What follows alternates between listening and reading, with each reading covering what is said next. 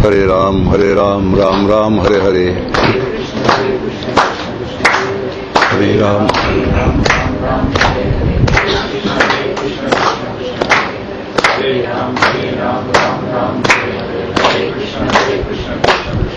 जय जय रघुवीर समर्थ. उपनिषदातली एक श्रुती आहे, यदेव विद्या करोति तदेव वीर्यवत्तरम भवति. म्हणजे जे जाणून केलं जातं, समजून केलं जातं ते फार परिणामकारक असतं आणि अजाणत्या केलेल्या गोष्टीचा परिणाम जसा व्हायला पाहिजे तसं होत नाही. आणि हे जोपर्यंत आपल्या लक्षात राहत नाही तोपर्यंत पटकन आपण एखाद्या गोष्टीला सुरुवात करतो आणि अशी पटकन सुरुवात केली की त्याचा जो अपेक्षित परिणाम आहे तो अपेक्षित परिणाम मिळत नाही. म्हणून काल एका हद्दीपर्यंत आपण पाया मजबूत करून घेण्याचा प्रयत्न केलाय. आजही तोच भाग आणखीन थोडा पुढे चालवायचा आहे. हेतू एकच आहे की यापुढे आपण कोणतंही पारमार्थिक श्रवण जरी केलं, वाचन जरी केलं तरी आपण नेमकं काय करतोय, कशासाठी करतोय याचा पूर्ण अंदाज आपल्याला येतो. आणि असा पूर्ण अंदाज असल्यानंतर जे काही वाचन असतं, ऐकणं असतं त्याचा परिणाम फार वेगळा असतो. आणि जसा अंदाज असायला पाहिजे, जी पूर्वकल्पना ज्याला म्हणतात, पूर्वतयारी ज्याला म्हणतात, ती नसेल जर तर अपेक्षित परिणाम होत नाही. काल आपण बरीच बैठक मांडली. आज 3 गोष्टींचा विचार करणार आहोत. एक अध्यात्म म्हणजे काय, परमार्थ म्हणजे काय आणि उपनिषद म्हणजे काय. असं वाटण्याचा संभव आहे की नमनाला तेल किती चाललंय. जुन्या काळी एक म्हण होती, नमनाला घडाभर तेल, मग पुढे बाकीचं कीर्तन केव्हा व्हायचं असा पुढचा एक प्रश्न येतो. पण असे घडाभर तेल जरी वापरलेलं असलं तरी ते वाया जात नाही, ते फार उपयोगी ठरतं. या दृष्टीने अध्यात्म म्हणजे काय, परमार्थ म्हणजे काय आणि उपनिषद म्हणजे काय या 3चा विचार करूया. अनेकांना मी विचारतो, तुम्ही आध्यात्मिक आहात का, पारमार्थिक आहात का? उत्तर होय असं देतात. कशावरून? तुम्ही आध्यात्मिक आहात म्हणजे आहात तरी काय, पारमार्थिक आहात म्हणजे आहात तरी काय असं विचारल्यानंतर उत्तर देतात ते. आम्ही एकादशी करतो, रोज देवाची पूजा करतो, पारायण करतो, काही मंत्र म्हणतो, सकाळी 5 मिनिटं ध्यानाला बसतो. अशा पद्धतीने आम्ही पारमार्थिक आहोत. आता हे जे उत्तर आहे ते चुकीचं आहे असं तर म्हणता येत नाही, पण बरोबर मुळीच नाही. 2 गोष्टी आहेत. कारण ह्या सगळ्या गोष्टी परमार्थात आहेत, खरी गोष्ट आहे. त्यात पूजा करायची असते, नाम घ्यायचं असतं, तीर्थयात्रेला जायचं असतं, उपवास व्रत वैकल्य करायचे असतात, सगळं खरं आहे. पण हे काही परमार्थाचं स्वरूप नाहीये, हे अध्यात्माचं खरं स्वरूप नाहीये. मग ह्या 2 गोष्टी जर आणल्या जर नाहीत आपण, तर आपण मी काय करतोय हे कळणं फार कठीण आहे आणि त्याचा परिणाम काय व्हायला हवा त्यासंबंधी पूर्ण कल्पना येणं फार कठीण आहे. अध्यात्म शब्दाचा शरीर असा एक अर्थ होतो.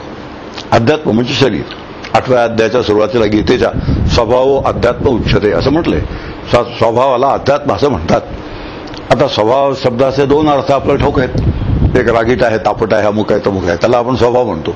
पण इथे स्वभाव शब्दाचा स्वस्य भावा स्वभावा म्हणजे स्वतःचा जन्म जो आहे, स्वस्य भावा स्वतः भावाला येणं, अभावा संपणं आणि अभावाचं रूपांतर भावामध्ये होणं, असं स्वतःचा जो जन्म, त्या स्वतःच्या जन्माला स्वभाव असं म्हणतात.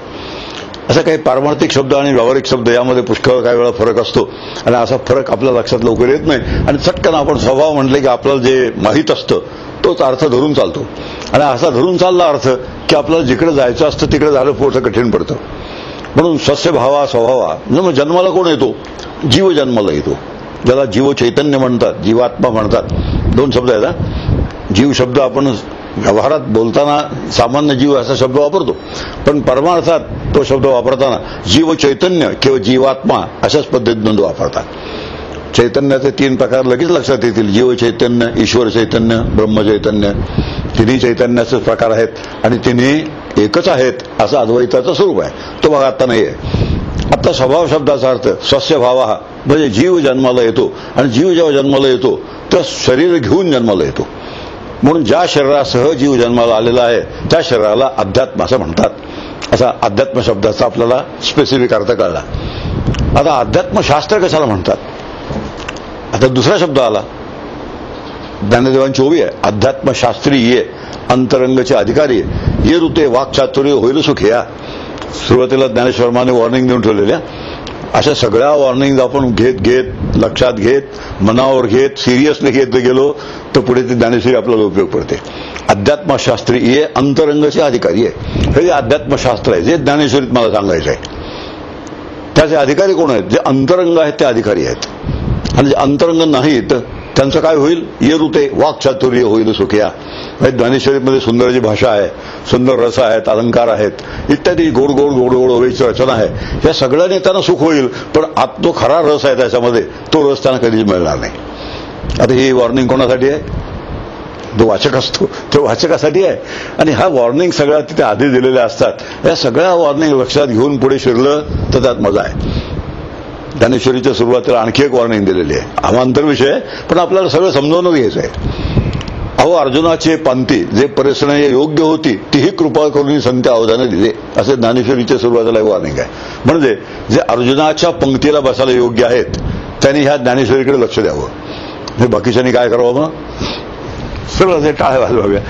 आता हा जो एक वाटणी आहे ना, अर्जुनाची पंगत जी आहे त्या अर्जुनाच्या पंक्तीला बसायला मी योग्य झालो तर ज्ञानेश्वरीचा मला जो उपयोग व्हायला हवा तो होईल. आणि मी जर अर्जुनाच्या पंक्तीला बसायला योग्य नसेन तर मला ज्ञानेश्वरीचा उपयोग व्हायला पाहिजे, होणार नाही. 2 वॉर्निंग झाला. तुम्ही अंतरंग असलं पाहिजे, अर्जुनाच्या पंक्तीला बसलं पाहिजे. यातून एक निष्कर्ष निघतो की अर्जुन अंतरंग होता. असं आपण गंभीर अभ्यास जेव्हा करायला लागतो तर त्यातून एक एक एक एक निष्कर्ष आपल्याला करायला लागतात. आणि असा अभ्यास जोपर्यंत आपण करत नाही तोपर्यंत पारायण होतं. आणि एक फार मोठी खोड लागली आपल्याला, पारायण करू नये असं नाही. सगळ्या संप्रदायात पारायण सांगितलेलं आहे, अगदी अवश्य करावं असं सांगितलंय. पण पारायणातून हळूहळू ह्या पद्धतीने जर अभ्यास नाही केला, विचार जर केला नाही तर मग ग्रंथाचं जे प्रयोजन आहे, म्हणजे ग्रंथाचा जो हेतू आहे तो हेतू सफळ होत नाही. या दृष्टीने अध्यात्मशास्त्र शब्द आहे. आणि अध्यात्मशास्त्र शब्दाचा अर्थ शरीरासंबंधी असलेले शास्त्र. आता किती शास्त्र आहे शरीरासंबंधी? कमीत कमी 3 भौतिक शास्त्र आहेत, ज्याला आपण एकाला अॅनाटॉमी म्हणतो, फिजिओलॉजी म्हणतो, पॅथॉलॉजी म्हणतो. आता ही 3 शास्त्र भौतिक शास्त्र आहेत. पण या शास्त्रांचा अर्थातच याशी काही संबंध नाही. मग पारमार्थिक अध्यात्मशास्त्र म्हणून एक शास्त्र आहे. आता 2 शब्दाची आपण सांगड घातली. परमार्थ म्हणजे काय, अध्यात्म म्हणजे काय हे आपण समजून घेतोय. आणि अध्यात्म शब्दाचा आपण शरीराचा अर्थ केला. आणि शरीरासंबंधी जे शास्त्र ते अध्यात्मशास्त्र. म्हणजे शरीरासंबंधी ही जी 3 शास्त्र आहेत ती आपण सोडून द्यायची. आणि 4थं जे शास्त्र आहे पारमार्थिक अध्यात्मशास्त्र, त्याचा आपल्याला अभ्यास करायचा आहे. परमार्थ म्हणजे काय, आता सगळं म्हणजे काय हे विषय जे जोपर्यंत आतमध्ये घट्ट बसत नाहीत तोपर्यंत आपण जे करतो त्याला योग्य दिशा मिळण्याची शक्यताच नसते. अर्थ 4 आहेत शास्त्रात सांगितलेले, धर्म अर्थ काम आणि मोक्ष असे 4 अर्थ आहेत. आणि 4तला सर्वात श्रेष्ठ अर्थ जो आहे परम, सर्वात श्रेष्ठ अर्थ आहे तो मोक्ष आहे. धर्म अर्थ काम आणि मोक्ष. त्या परमार्थ शब्दाचा मोक्ष असा अर्थ होतो. आता अगदी क्लिअर, अगदी स्पेसिफिक. काल मी म्हणालो आपल्या सगळ्या कन्सेप्ट कशा पाहिजेत, अत्यंत क्लिअर पाहिजेत. याचा अर्थ असा होतो, मी जर पारमार्थिक असेन त्याचा अर्थ मी मोक्षार्थी आहे, मला मोक्ष हवा आहे म्हणून मी पारमार्थिक आहे. आणि मोक्ष हवा असेल म्हणजे परमार्थ सिद्ध करायचा असेल तर त्यासाठी काय करावं लागतं? ही जी उपाधी आहे म्हणजे जे शरीर आहे म्हणजे अध्यात्म आहे, या अध्यात्मामध्ये जे चैतन्य भरलेलं आहे त्या चैतन्याचा वेध घ्यायचा असतो, शोध घ्यायचा असतो. आणि ते चैतन्य मी आहे असा अनुभव घ्यायचा असतो. असं जे शास्त्र त्याला पारमार्थिक अध्यात्मशास्त्र असं म्हणतात. अगदी स्वच्छ झाला. आता पारमार्थिक अध्यात्मशास्त्र शब्दाचा अर्थ असा होतो, हे जे शरीर आहे या शरीरामध्ये जे चैतन्य आहे त्याला आत्मचैतन्य असं म्हणतात, ब्रह्मचैतन्य असं म्हणतात. ते चैतन्य मी आहे असा अनुभव घेणं याला पारमार्थिक अध्यात्मशास्त्र असं म्हणतात. आणि असा अनुभव ज्याने घेतलेला असतो तो मुक्त होतो. आणि असा जो मुक्त होण्याचा प्रयत्न करणारा आहे त्याला पारमार्थिक असं म्हणतात. तर आता हे एक स्वच्छ झालं. अध्यात्म म्हणजे शरीर, परमार्थ म्हणजे मोक्ष. या शरीरामध्ये जे चैतन्य आहे त्या चैतन्याचा शोध घ्यायचा, त्या चैतन्याचा वेध घ्यायचा. ती वेध घ्यायची सगळी साधनं आहेत. सोहम साधन आहे उदाहरणार्थ. आता सोहम साधनेमध्ये ते मी आहे असं म्हणायचं. ते म्हणजे कोण? ते जे आत्मचैतन्य आहे, ब्रह्मचैतन्य आहे, ते मी आहे. मग मी कोण नाही? मी जीव चैतन्य नाही. मग मी कोण आहे? मी आत्मचैतन्य आहे, ते मी आहे. सहा अहम सोहम. आपली सर्वांची समजूत असते मी जीव आहे. त्याच्यापेक्षा आणखीन खालच्या समजूत येते. मी शरीर आहे, आणखी एक समजूत आहे. मी म्हणजे मन आहे, मी बुद्धी आहे, मी चित्त आहे वगैरे वगैरे अशा समजुती खालच्या आहेत. पण आता जरा एलिव्हेटेड असेल तर समाज स्वतःला तो जीव समजतो. जीवसृष्टी आहे.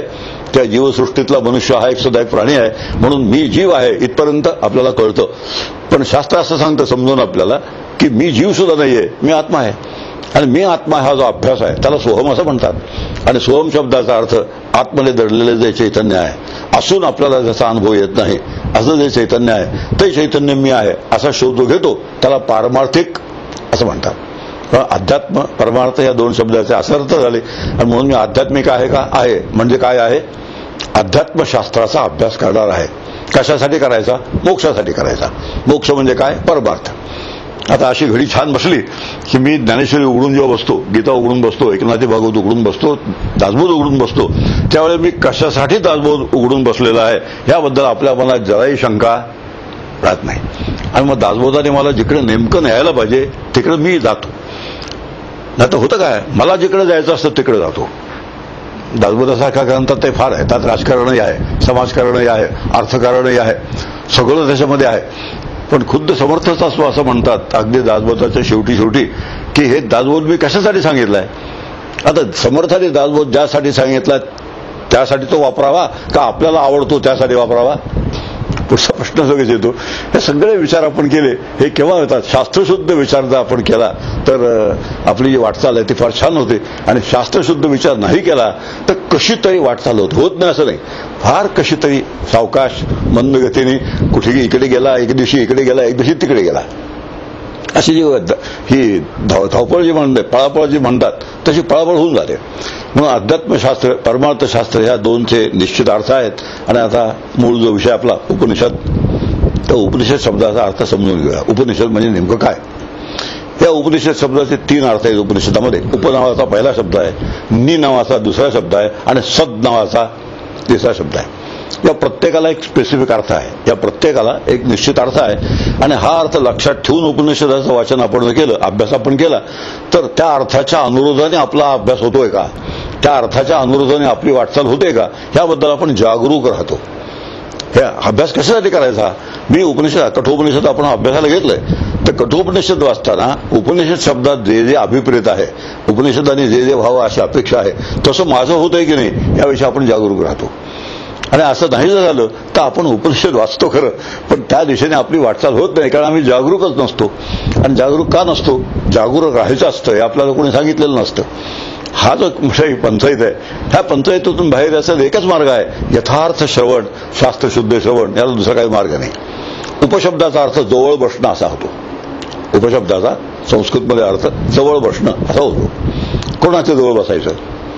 आलं मनुष्यत्व, मुमुक्षुत्व, महापुरुष संशय, हा 3 गोष्टी अत्यंत दुर्लभ आहे असं म्हटलंय की एक तर माणूस म्हणून जन्माला येणं अत्यंत कठीण आहे. मुमुक्षुत्व, मला मुक्त व्हायचंय अशा तऱ्हेची एक मनामध्ये भावना निर्माण होणं ही आणखी कठीण गोष्ट आहे. आणि त्याहून कठीण गोष्ट एखाद्या महापुरुषाचा आश्रय आपल्याला मिळणं, महापुरुषाचा आधार राहणं, महापुरुषाला शरण जाऊन राहणं, ही 3 गोष्टी अत्यंत दुर्लभ आहेत असं शास्त्र सांगतं. आता ह्याचाच अर्थ असा होतो, एखाद्या संतांच्या जवळ, श्रीगुरूंच्या जवळ, महापुरुषांच्या जवळ बसावं आणि त्यांच्याजवळ बसून शास्त्र शिकावं, असा उपशब्दाचा अर्थ आहे. मनमानी ते एक वचत असते. आमचे सगळे लोक आपण बुद्धिमान आहोत. आपापल्या क्षेत्रात खूप बुद्धी आहे, आपापल्या क्षेत्रात मोठ्या मोठ्या पदव्या आहेत, आपापल्या क्षेत्रात यशही आहे. या 3 गोष्टी असल्या ना, एक बुद्धी असते, आपली पदवी असते आणि यशही असतं. या 3 गोष्टी असल्यानंतर एक अशी भूमिका तयार होते सहजच की आता मला कोणी ह्या जगात सांगणारा शिल्लक नाही. असं ही भूमिका जी आहे ही भूमिका आपल्याला त्रासदायक आहे. एक क्षेत्र असं आहे की ज्या क्षेत्रात मला खरं समजत नाही काही, आणि मला जर त्या क्षेत्रात समजत नसेल तर त्या क्षेत्रातला जाणकार आहे त्याच्यापाशी बसावं आणि त्याच्यापाशी बसून शिकावं. हा जो विचार आहे त्याला हा ह्या शब्दाने आपल्याला शिकवला जातो. म्हणून स्वतःच्या बुद्धीने वाचणं ही गोष्ट परमार्थामध्ये तरी शक्य नाही आहे. एरवी भरात आपण पाहतो सामान्य गोष्टीसाठी गुरु लागतात आणि ही तर असामान्य गोष्ट आहे, अत्यंत सूक्ष्म गोष्ट आहे. आणि अशा गोष्टीला श्रीगुरूंच्या जवळ बसणं, संतांच्या जवळ बसणं ही अत्यंत आवश्यक गोष्ट आहे. ही या शब्दाने आपल्याला सुचवलेली आहे उपनिषद. आता नि शब्दाचा अर्थ गती देणं असा आहे. नि म्हणजे गती देणं, नेणं. नि शब्दाचा अर्थ नेणं आहे म्हणजे गती देणं आहे. आता कुठून कुठे गती द्यायची, आता हा लक्षात ठेवायचं. मुळात मी उपनिषद वाचायला सुरुवात झाली तर जिथे अपेक्षित गती आहे तिथे मला गती मिळते की नाही, त्या दिशेने मी जातोय की नाही, आणि त्या दिशेने गेल्यानंतर जे काही मिळायला पाहिजे ते मला मिळतंय की नाही, त्याविषयी आम्ही जागरूक राहू. हे जर माहीत असेल तर आपल्याला माहित आहे तमसोमा ज्योतिर्गमय मृत्युर्मा अमृतम गमय. याचा अर्थ असा होतो की मला तमसकडून ज्योतीकडे गती मिळाली पाहिजे, असतकडून सतकडे गती मिळाली पाहिजे, मृत्यूकडून अमृतत्वाकडे गती मिळाली पाहिजे, अज्ञानाकडून ज्ञानाकडे गती मिळाली पाहिजे, बंधनाकडून मोक्षाकडे गती मिळाली पाहिजे. एवढ्या सगळ्या गोष्टी नि या एका शब्दाने आपल्याला सुचवल्या जातात. नि म्हणजे नेणं, गती देणं. बंधनाकडून मी मोक्षाकडे गेलो पाहिजे, आणि बंधनाकडून मी मोक्षाकडे जातोय की नाही याबद्दल मला जर जागरूक राहायचं असेल तर बंधन म्हणजे काय, मोक्ष म्हणजे काय कळलं पाहिजे. असे प्रत्येक ठाई आपल्याला समजून घ्यायचा जो भाग आहे फार मोठा असतो. आणि जोपर्यंत आम्ही सगळ्या गोष्टी समजून नाही घेत तोपर्यंत बरं वाटतं. बरोबर काय वाटतं, घरात उपनिषदांचे मोठमोठे पुस्तकं असतात, त्याच्यावर टीका असते. मी माझ्या हॉलमध्ये सगळ्यांना दिसतील अशा पद्धतीने लावून ठेवलेले आहेत. ते आल्याबरोबर सगळ्यांना दिसतं काय हो मोठा माणूस आहे, उपनिषदांचा अभ्यास चालू आहे, काय छान आहे, अजब आहे वा. असं सहसा कोणाच्या बाबतीत नसतं. हे कोणीतरी भव्य दिव्य दिसतात. आता हे सगळं दिसतं पण खरं जे आतमध्ये पाहिजे ते मुळीच नसतं. खरं जे पाहिजे ते तिथे नसतं. मी माझ्या व्यवसायातला एक अनुभव सांगतो. मला काय म्हणायचं ते जास्त कळेल. माझ्या कन्सल्टिंग रूममध्ये एक्झिक्युटिव्ह चेअर म्हणतात तशी छान गोल गोल फिरणारी खुर्ची होती. त्या खुर्चीवर बसून मी पेशंट पासायचो. एक दिवशी काय झालं, एक आई 4 वर्षाच्या मुलाला घेऊन माझ्यासमोर स्टोलावर बसली तपासायला. त्या मुलाला मी तपासणार तोपर्यंत आतमध्ये इंडोअरमध्ये काही कॉल आला आहे, काहीतरी गडबड झाली. म्हणून मी इंडोअरमध्ये तो पेशंट तपासायला गेलो. त्या पेशंटची मी व्यवस्था लावली आणि 10 मिनिटांनी मी परत आलो. 10 मिनिटांनी परत आल्यानंतर तो 4 वर्षाचा मुलगा माझ्या खुर्चीत बसला होता. सुंदर खुर्ची, त्याला काही राहवलं नाही.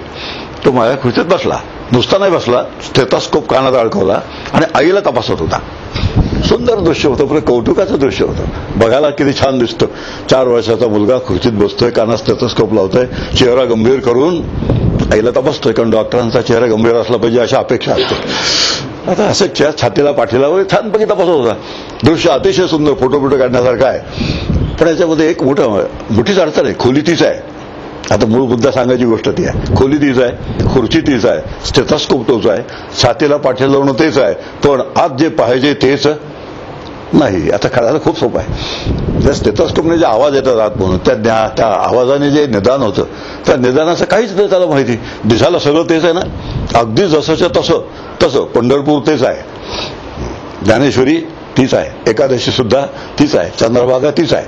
सगळ्या गोष्टी जशा असायला पाहिजे तशा आहेत, पण जे पाहिजे तेच नाही. अशी काहीतरी पंचायत आमची होते. आणि अशी पंचायतीचं एकच कारण आहे की जे समजून घ्यायचा भाग असतो तो समजून घ्यायचा प्रयत्न कधी केलेला नसतो खऱ्या अर्थाने. आणि नुसतं समजून घेऊन भागत नाही ते, तर त्या दिशेने वाटचाल सुद्धा करावी लागते. त्या दिशेने वाटचाल करायची असेल तर बाकीच्या वाटचाली, आमची सगळी पंचायत तिथे आहे. त्या दिशेने जर वाटचाल करायची असेल तर बाकीच्या वाटचाली आपल्याला बदलाव्या लागतात. त्या वाटा ज्या आहेत त्या हळूहळू सोडून द्याव्या लागतात. आणि त्या वाटा सोडून द्यायची आपली तयारी नसते. आणि त्या वाटा सोडून देण्याची तयारी नसणं याला वैराग्य नसणं असं म्हणतात. आहे आता विषय ही हळूहळू पुढे. वैराग्य शब्दाचा अर्थ आपण एक ठराविक आपल्याला डेफिनेशन ज्याला म्हणतात, परीक्षा लिहून पास होण्याची डेफिनेशन असते एक, आणि परीक्षेत लिहून पास होण्याची डेफिनेशन वेगळी असते.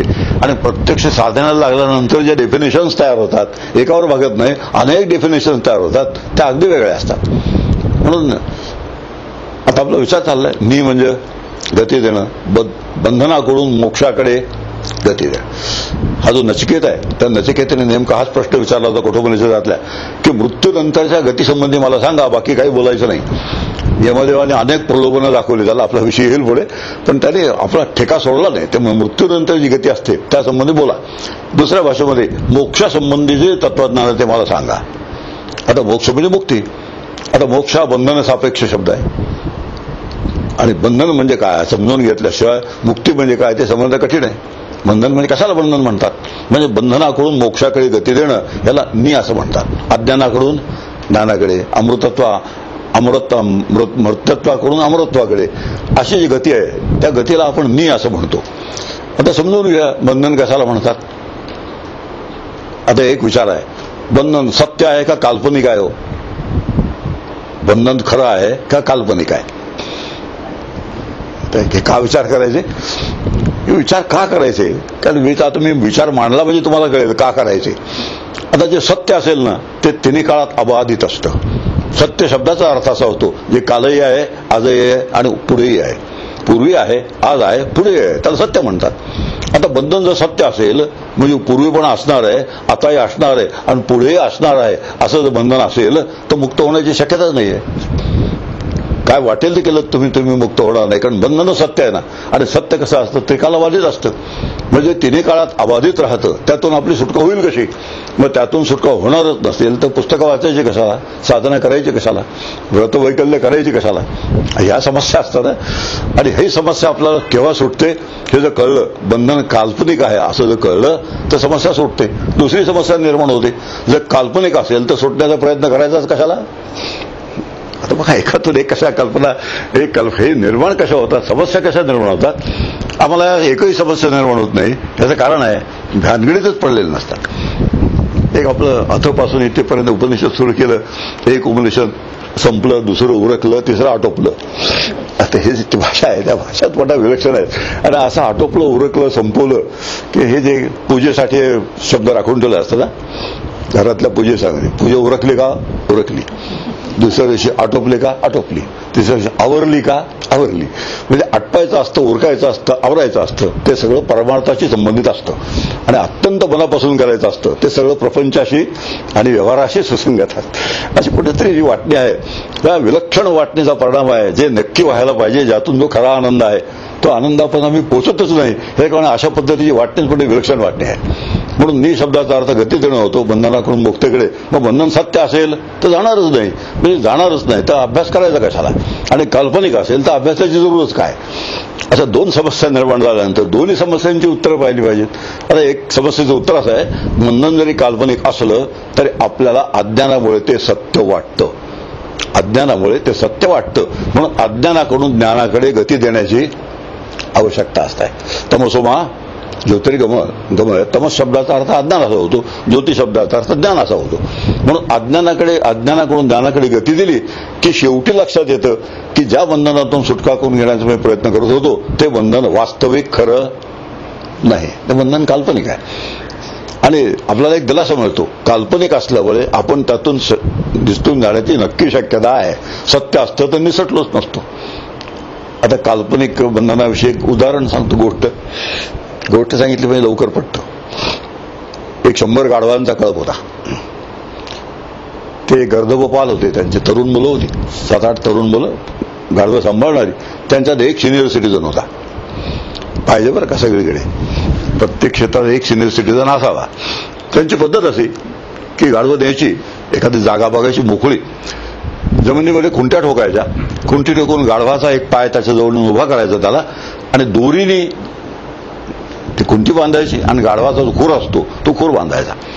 आणि शेवटी बांधून झाल्यानंतर दोरी घट्ट बसली की नाही एवढं बघण्यासाठी त्या खुरावरून असा नुसता हात फिरवायचा, खात्री करून घेण्यासाठी दोरी घट्ट बसलेली आहे. एकदा असं झालं, एकदा एका तळावरून दुसऱ्या तळावर सगळे गाढवं गेली, पण दोरीचं बंडल मागच्या तळावर विसरलं. रात्रीचे 10 मैल चालून गेलेले, आता रात्री जाणार कोण? आता करायचं काय? गाढवं पळून गेले तर काय करायचं? म्हणून हे गर्दभपाल जे तरुण होते ते सिनियर सिटीजनकडे गेले की अशी परिस्थिती झाली, आता काय करावं. तर सिनियर सिटीजन त्यांना म्हणाला, तुमचा संबंध कोणाशी हे लक्षात आहे का तुमचा? तर तुम्ही तसेच झाला असा प्रश्न आहे. तुम्ही असं करा, आता नेहमीसारखं त्या गाढवाला तिथं उभं करा खुंटीपाशी, आणि फक्त असं करा, जरा वेळ इकडे तिकडे करा आणि खुरावर नुसता हात फिरवा, दोरी न बांधता, प्रत्यक्ष दोरी न बांधता खुरावर हात फिरवा. आणि खुळावर हात फिरवलात की त्याच्या सवयीप्रमाणे त्यांना असं वाटेल की आपल्याला घट्ट बांधलेला आहे. त्यामुळे ते 100 गाढवांच्या खुरावर हात फिरवला, रात्रभर गाढवा अगदी जागच्या जागेवर एकही हल्लं नाही. आता हे बंधन सत्य आहे का कल्पित आहे? आता बंधन कल्पित आहे. मग खरं का वाटलं? अनेक वेळेला पूर्वी ज्या अर्थी असा हात फिरवलाय त्या अर्थी आपल्याला बांधलेलं आहे अशी त्यांची समजूत झाली. तसं अनेक जन्म पूर्वीचे आपल्याला आपण बंधनात आहोत असं वाटतं. आणि हा एक जन्म असा आहे ज्याला मनुष्य जन्म म्हणतात की ज्या वेळेला ह्यातून सुटण्याची क्षमता ईश्वराने आपल्याला दिलेली आहे. आता ह्याच्यावर परमार्थशास्त्र बेस आहे सगळं, की एक अद्भुत संधी आहे जे आपल्याला मनुष्य शरीर मिळतं. एक अपूर्व संधी, अद्भुत संधी मिळालेली आहे आणि त्या संधीचा उपयोग करावा. आणि या संधीचा उपयोग केला तर बंधनातून सुटेल, या संधीचा उपयोग नाही केला तर पुन्हा अनंत जन्म बंधनात राहावं लागेल. आता ह्या पद्धतीने विचार केल्यानंतर बंधनातून मला मोक्षाकडे जायचं आहे असं जेव्हा आपण म्हणतो तेव्हा बंधन कल्पित असतं आणि कल्पित बंधन फक्त आपल्याला सोडवून घ्यायचं आहे. कल्पना का झाली? अज्ञानामुळे वाटलं बंधनात आहोत म्हणून, हे अज्ञान घालवायचं. दुसरा प्रश्न आता, बंधनांचं स्वरूप काय आहे? बंधन कशाला म्हणतात? बंधनाला दुसरा एक शब्द आहे ग्रंथी. ग्रंथी म्हणजे गाठ. ग्रंथी शब्दाचा अर्थ गाठ असा आहे. आणि मुंडक नावाचा उपनिषद आहे त्याच्यामध्ये ग्रंथीभेद नावाचा शब्द वापरलाय. असं आहे, हे शब्द वापरले वाचल्यावर असं वाटतं बघ काय शब्द आहे तो, फार कठीण असतील. कठीण बिठीण काही नसतात. ग्रंथीभेद शब्दाचा अर्थ गाठ सोडणं. गाठी 2 प्रकारच्या असतात, एक सुरगाठ आणि निर्गाठ असते. 26 जानेवारीला झेंड्याला बांधतात ती कसली असते? ही हिसका दिला की ताबडतोब निसटून जाते, ती सुरगाठ असते. आणि बाकीच्या गाठी असतात त्या निर्गाठी असतात. जे अवतार असतात ज्ञानदेवांसारखे, तुकारामांसारखे, ते सुरगाठी घेऊन येतात आणि आपण निर्गाठी घेऊन येतो. एवढा फरक आहे. आता ते सुरगाठी घेऊन आल्यामुळे ज्या क्षणी त्यांचं आयुष्य संपतं त्या क्षणी ते मुक्त होऊन जातात, म्हणून त्यांना आपण अवतार म्हणतो. आणि आपल्या मात्र गाठीवर गाठी गाठीवर गाठी अशा बसतच जातात. पण किती जरी गाठी बसलेल्या असल्या तरी तुटायला मात्र एकच वेळ पुरते. 1000 गाठी आहेत म्हणून 1000 जन्म घ्यावे लागतील असं काही नाही, एकदम तुटून जाते गाठ. आता गाठी म्हणजे काय? आपलं बंधन, गाठ शब्दाचा अर्थ बंधन असा होतो, कारण शेवटी गाठीने काय होतं? बांधला जातो मनुष्य. आता कोणती बंधन आहेत आपल्यावरती? या सगळ्यातून आपल्याला उपनिषदाच्या अभ्यासाने सुटायचं आहे.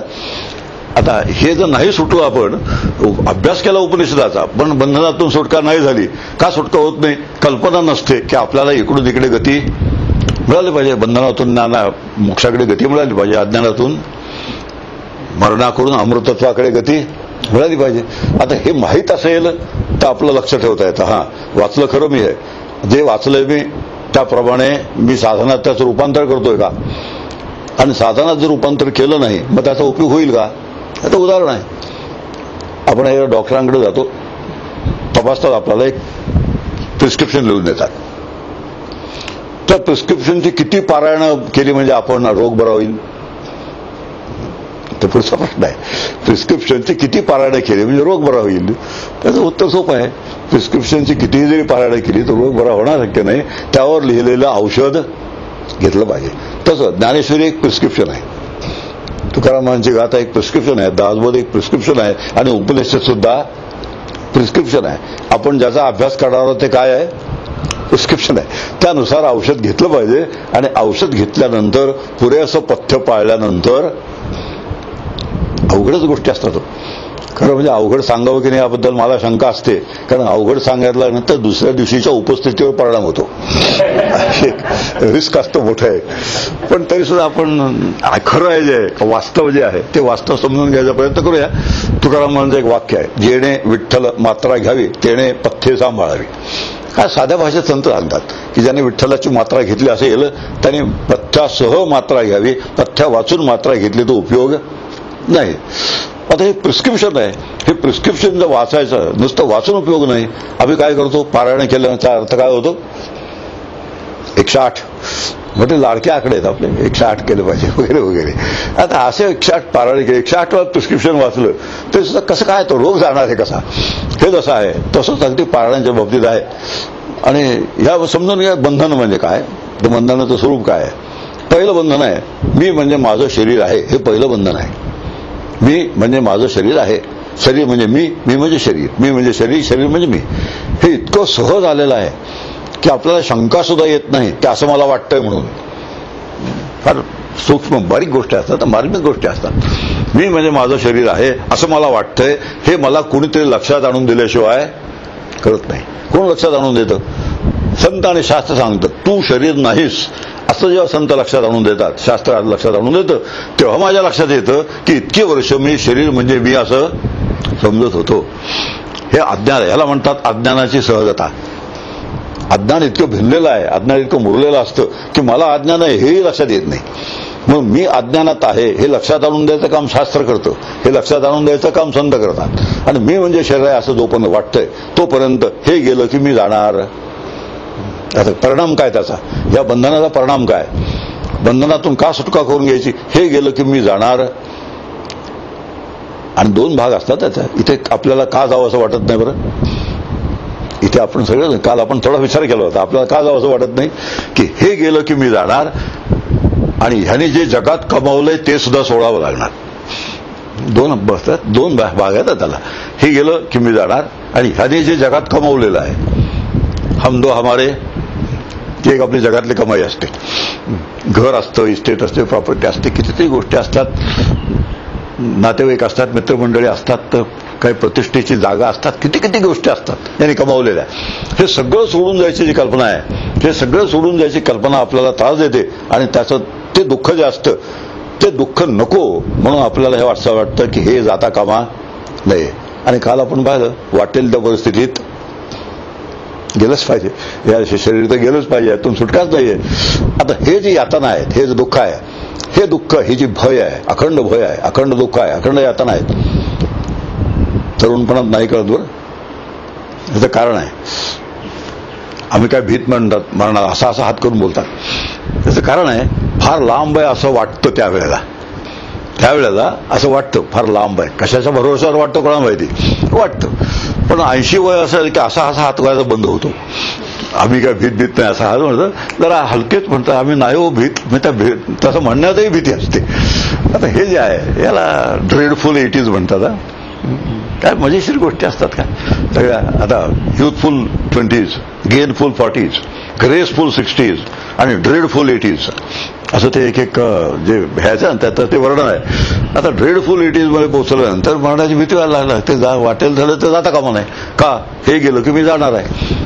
आणि वेदांत शास्त्र, परमार्थ शास्त्र संत आम्हाला शिकवतात हे तू नाहीस, मग तू कोण आहेस. असं जे त्रिकालाबाधित सत्य आत्मा नावाचं तत्व आहे ते तू आहेस. जे सत्य आपण व्याख्या पाहिली की काहीही नसलं तरी जे आहे असं जे काही आहे, काल आपण ती प्रयोगासह व्याख्या पाहिलेली आहे. तर काही असलं तरी ते आहे, काही नसलं तरी ते आहे, काही नव्हतं तरी ते होतं, बोलणं चुकलं, काही नव्हतं तरी ते आहे, काही आहे तरी ते आहे, काही नसलं तरी ते आहे. असं जे आत्मा नावाचं तत्व, त्याला आपण कॉन्शियसनेस असं म्हणतो. आता जरा नवीन शब्द आला, प्युअर कॉन्शियसनेस, शुद्ध जाणीव. आणि शुद्ध जाणीव हे आत्म्याचं स्वरूप आहे. आपल्याला जेवढं वाटतं ना तेवढा आत्मा असा काहीतरी आपल्या आवाक्याच्या पलीकडचा आहे. आपल्याला कधीच त्याचं ज्ञान होणार नाही. तो आवाक्यात येणं किंवा त्याचं ज्ञान होणं महाकठीण आहे असं वाटतं, असं नाहीये. प्युअर कॉन्शियसनेसच आहे. काल आपण एक शुद्ध जाणीव म्हणतो की ज्यामध्ये भेसळ नाही आहे. भेसळ नसलेलं जे ज्ञान, ज्या ज्ञानात भेसळ नाही असं जे ज्ञान, त्याला आत्मा म्हणतात. अगदी साधी व्याख्या आहे. ज्या ज्ञानात कसलीही भेसळ नाही असं जे ज्ञान, त्याला आत्मा असं म्हणतात. काल आपण 3 भेसळी पाहिल्या. कोणाला ज्ञान, किती ज्ञान, कशाचं ज्ञान, किती वेळ ज्ञान, हे सगळे भेसळी आहेत. पण आपल्याला भेसळीची इतकी सवय झाली की निर्भेळ असतं याची, त्या निर्भेळाचं काय सुख आहे हे आपल्याला कळत नाही. आणि भेसळीच्या ज्ञानामध्ये कधी सुख आहे कधी दुःख आहे, द्वंद्व म्हणतात त्याला. कधी सुख आहे कधीच दुःख आहे, याला भेसळीचं ज्ञान म्हणतात. पण भेसळीच्या ज्ञानाची सवय जबरदस्त सवय आहे. आपण कुठली पौर्णिमा असते, कोजागिरी, त्या कोजागिरी पौर्णिमेला मी एका गवळ्याकडे गेलो. म्हटलं 1 लिटरभर दूध जास्त पाहिजे मला. बाहेर एकात आणखीन 5-7 जण आले. आम्हाला 2 लिटर जास्त पाहिजे, आम्हाला 3 लिटर जास्त पाहिजे. सगळ्यांना होय म्हणत होता तो. म्हटलं बा कोजागिरीला अचानक दूध तुझ्याकडे जास्त कसं येतं. तो मला ना माझ्याकडे गावाजवळ वेदगंगा नावाची नदी आहे, त्या गंगेच्या कृपेने काही कमी पडत नाही. आता हे भेसळीचं जे दूध आहे, त्या भेसळीचं दुधाची सवय लागली किंवा निर्भेळ दूध जे असतं ते निर्भेळ दुधाची चवच कळत नाही कधी. आणि अशी निर्भेळ दुधाची एकदा चव कळली किंवा भेसळीचं दूध घ्यावंसं वाटत नाही. हे जसं आहे तसं एकदा आत्मानंदाचा अनुभव आला की बाकीची जी सुख आहेत ती सुख घ्यावीशी वाटत नाहीत. ती सुख असली ठीक आहे, नसली तरी ठीक आहे, हट्ट नसतं त्यांना. एकदा आत्मज्ञान झालं म्हणजे बाकीची सुख कळणारच नाहीत, होणारच नाहीत असं नाही. मी काल तो विचार मांडला होता की ज्ञान झाल्यानंतर काय होतं हे माहीत पाहिजे, काय होत नाही हे माहीत पाहिजे, दोन्ही गोष्टी माहीत पाहिजेत. कारण असं का बरं होत नाही ते व्हायची आपण वाट बघत बसू, जे कधीच होणार नाहीये. आणि व्हायला पाहिजे ते माहीत नसेल तर होतंय की नाही याबद्दल आपण जागे राहणार नाही. यासाठी काय होणार नाही हेही माहीत पाहिजे, काय होणार आहे हेही माहीत पाहिजे, दोन्ही गोष्टी माहीत पाहिजेत. हे बंधन आहे. शरीर म्हणजे मी, मी म्हणजे शरीर, हे जे बंधन आहे या बंधनातून सुटका, या बंधनातून सुटका गेला की फार मोठे भय जातं, मृत्यूचं भय जातं. आणि शरीराला होणारी कुठलीही गोष्ट ही आपल्यापासून लांब आहे, आपल्यापासून दूर आहे असा आतमध्ये निर्णय झाला तर शरीराला जो त्रास आहे त्या शरीराच्या त्रासाचे जेवढे मला पूर्वी त्रास होते तेवढे त्रास व्हायचं बंद होतं. कॅन्सर झाला, कोणाला झाला? अरे बघा, आपण तो डिसोसिएशन म्हणतात त्याला, आपण त्यापासून थोडं लांब राहतो. कॅन्सर झाला, पूर्वीची भाषा काय आहे, मला कॅन्सर झाला. नवीन भाषा काय आहे, थोडासा दुरावा निर्माण होता की माझ्या शरीराला कॅन्सर झालेला आहे, आतड्याला कॅन्सर झालेला आहे. तर आतड्याचा कॅन्सर जे सर्जन असतील ते काढतील. बरं व्हायचं असलं शरीर तर होईल, नसलं बरं व्हायचं असलं तर जाईल. आता असा आज जो निर्णय असेल तर ती जी असेल ती निर्भयता आणि भयभीत, तेच म्हणजे मी, मी म्हणजे ते, असा निर्णय असताना जी भयभीत. आता ह्यातला फरक आपल्याला कळेल. आमचे एक मित्र आहेत कोल्हापूरला, त्यांचं कॅन्सरचं मृत्यू ऑपरेशन झालं 1-2 वर्षापूर्वी. त्यांना आतड्याचा कॅन्सर होता आणि ते आतडे इथं बाहेर काढून ठेवायचं असतं, असं एक ऑपरेशन असतं. तर आदल्या दिवशी ऑपरेशन करता अगोदर सर्जन त्यांना भेटायला गेले आणि म्हणाले काही काळजी करू नका, फारसा त्रास काय होणार नाही. त्यांनी सर्जनलाच सांगितलं तुम्हीच काळजी करू नका. आता का सांगितलं, एकच कारण, अभ्यास करत होते आमच्या बरोबरीचेच आहेत, व्यवस्थित उपदेशाचा अभ्यास, गीतेचा अभ्यास, संत वाङ्मयाचा अभ्यास. आणि यामुळे भीती नावाची जी गोष्ट आहे ती भीती नावाची गोष्ट त्यांची कमी झाली होती, गेली नव्हती, कमी झाली होती. म्हणून सर्जनलाच त्यांनी सांगितलं तुम्ही घाबरू नका, तुमचं काम तुम्ही नीट करा, मी मुळीच घाबरलेलं नाहीये. पुढचं काही सांगितलं नाही तत्वज्ञान, हे गेलं म्हणजे मी काय जाणार नाही असं सर्जनला सांगितलं नाही. आता ते सांगायची गरज येते त्याला, हे आतमध्ये असायचं सगळं, हे आतमध्ये असायचं. असं नेहमी नियम आहे, जे आतमध्ये ठसलेलं नसतं ना ते लोकांना सांगावं असं वाटतं, आणि जे ठसून गेलेलं असतं, सहज झालेलं असतं ते लोकांना सांगावं असं वाटत नाही.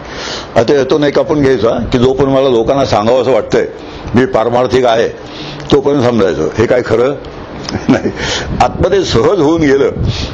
माझाच अनुभव आहे ना, मी जेव्हा डॉक्टर झालो तेव्हा तो पांढरा कोट घातल्याशिवाय जाता येत नव्हता. गळ्यात स्टेथोस्कोप घालायचं काही कारण नसताना. आता तो स्टेथोस्कोप घातल्याशिवाय, तो पांढरा कोट घातल्याशिवाय मला डॉक्टर म्हणायलाच कोणी तयार नाही, तर काय करायचं. म्हणून सुरुवातीला मी डॉक्टर आहे असं लोकांना सिद्ध करण्यासाठी हे सगळे खटपटे करायला लागायच्या. पण नंतर काहीही नाही घातलं असं जरी केलं तरी डॉक्टरच होतो. का आता सहजता आली. आता हेच मुद्दा आहे, सहजता जेव्हा येते तर त्याला सांगावं, लोकांनी अप्रिशिएट करावं, दखल घ्यावी, कौतुक करावं असं मुळीच वाटत नाही. पण जोपर्यंत ते सहजता येत नाही तोपर्यंत मात्र आपल्याला वाटतं की कुणीतरी मला जाणलं पाहिजे. म्हणजे काय, मी काय आहे खरा हे त्याने ओळखलं पाहिजे, नाहीतर इतक्या लोकांना सुद्धा माझी किंमत नाही असं हे सगळं चालतं. सगळं हे असं जर मनात असेल तर समजावं आपलं सगळं बिघडलेलं आहे. हे बंधनच आहे. मी देहाला देह तादात्म्य असं म्हणतात, आणि मग समर्थ म्हणतात देहबुद्धी ते आत्मबुद्धी करावी. प्रिस्क्रिप्शन आहे, देहबुद्धी ते आत्मबुद्धी करावी. कशी करावी, आता हा मेथड आहे त्याला. आता ती मेथड वापरली म्हणजे देहबुद्धी ते आत्मबुद्धी होऊन जाईल. त्याचं पहिलं अज्ञान आहे शरीर म्हणजे मी आहे, पहिलं अज्ञान आहे.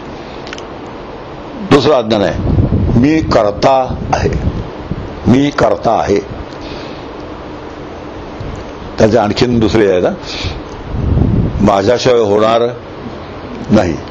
ते सगळे एक एक आहे. मी करता आहे, मी केलं म्हणून झालं, मी नसतो तर झालं नसतो.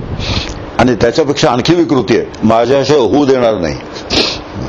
आता एखादी कार्यक्रम, एखादी गोष्ट माझ्याशिवाय होऊ देणार नाही, हे विकृतीचा कळस आहे. याला बंधन म्हणतात. मी होतो म्हणून झालं, तर मला सवय होती पूर्वी प्रॅक्टिस करताना, मी होतो म्हणून पेशंट लागला. दुसरीकडे कुठे गेला असता तर नक्की गेला असता, तिसरीकडे गेला असता तर हाल हलून गेला असता, असं बोलायची सवय मला. असं 20 वर्ष माझ्या एका मित्रांनी ते ऐकलं. एक दिवशी माझ्या हॉस्पिटलमध्ये एक पेशंट गेला, तो मित्र हजर होता. तो मला म्हणाला, तू होतास म्हणून गेला. एक्झॅक्टली. दुसरीकडे गेला असता तर नक्की जगला असता, तिसरीकडे गेला असता तर सुखानं जगला असता. मी जे म्हणालो त्याच्या बरोबर सगळं उलट करून त्याने माझ्या मात पदरात घातलं आणि तेव्हापासून त्याची माझी मैत्री संपली, कारण तो खरं बोलला. आता हे जे काही आहे, मला म्हणतात कर्तृत्व भोक्तृत्व भ्रांती, मोठे शब्द असतात शास्त्रामध्ये.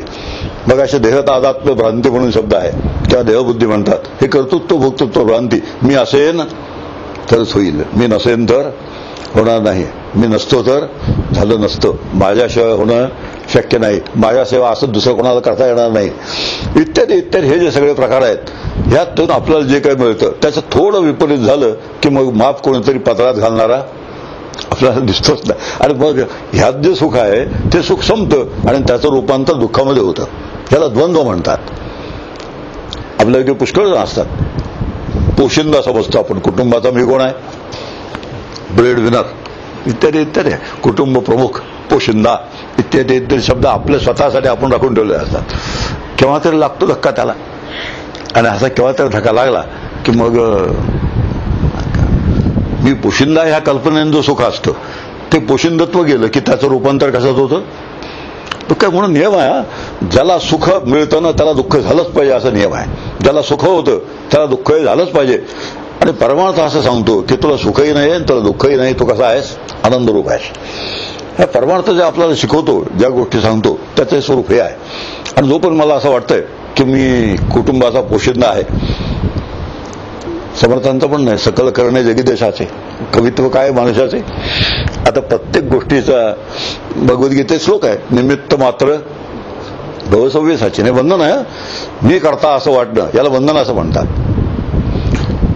आम्ही मुलांना म्हणतो बरं का, मुलांना, माझ्या वयाच्या माणसांना आपल्या मुलांशी बोलण्याची की सवय असते, आणि ते बोलताना आपण म्हणतो,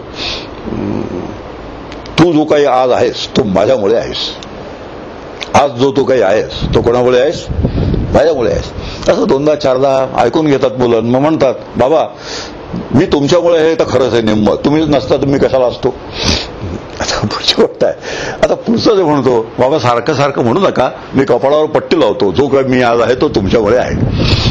आता हे जे काही नातं बिघडलं, कशामुळे बिघडलं, जो तू काही असतो माझ्यामुळे आहेस, म्हणजे तुझ्या पायावर उभं करण्याचं काम कोणी केलंय, मी केलेलं आहे. आता हा जो काही आहे या विचारात शेवटी एक वेळ अशी होऊन जाते की तो मुलगा आपल्याला विचारणं असं होतो, आणि तो विचारणं असं झाला तर मग आपल्याला दुःख होऊन जातं. सुखाचं रूपांतर दुःखामध्ये. पुढचा विचार आहे, माझ्यानंतर कसं होईल कोणास ठाऊक. माझ्यानंतर कसं होईल कोणास ठाऊक, असं सगळ्यांना वाटतं माझ्यानंतर कसं होणार आहे. याचा अर्थ मी असताना जे मी करू शकलो ते माझ्यानंतर होणार नाही. म्हणून असं 22 वेळा पुन्हा मला मुलं ऐकून घेतात, माझ्यानंतर कसं होणार आहे, मी गेल्यानंतर तुम्हाला कळेल. असं एक असतं, मी गेल्यावर कळेल तुम्हाला कसं काय आहे ते. मग आता मुलं शेवटी 2-4 वेळा म्हणतात, बाबा जाऊन बघा. आता हे जे काय आहे ते दुःखाचं रूप सुखाचं रूपांतर दुःखात होतं.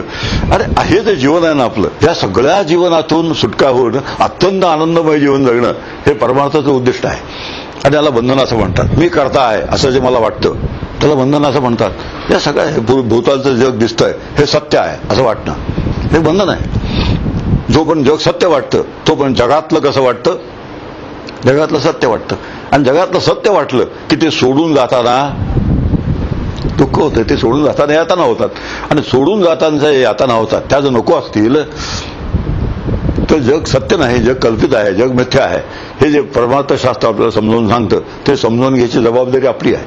आणि अशी सर्व प्रकारच्या जबाबदाऱ्या ज्या शास्त्रकारांनी आपल्याला सोपवलेल्या आहेत समजून घेण्याच्या, त्या सगळ्या जबाबदाऱ्या व्यवस्थित पार पाडल्या तर जीवन आनंदाची डोही, आनंद तरंग, आनंदाची अंग, आनंदाचा. हा जो खरा माझा अनुभव आहे तो अनुभव आपल्याला येतो.